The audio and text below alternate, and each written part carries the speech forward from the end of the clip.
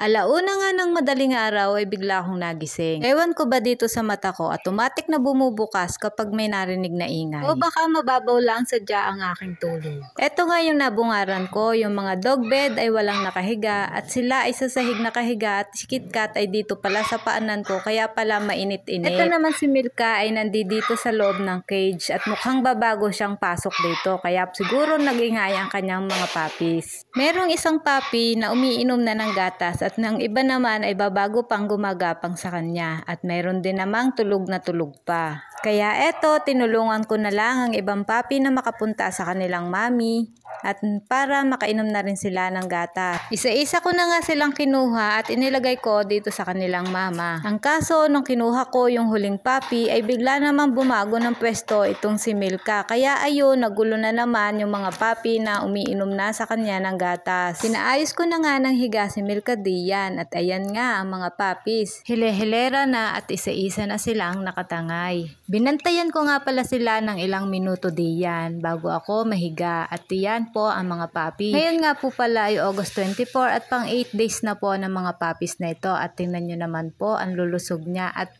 tingnan nyo po si Milka nakataas pa po yung paa habang nagpapainom ng gatas sa kanyang mga magagandang puppies.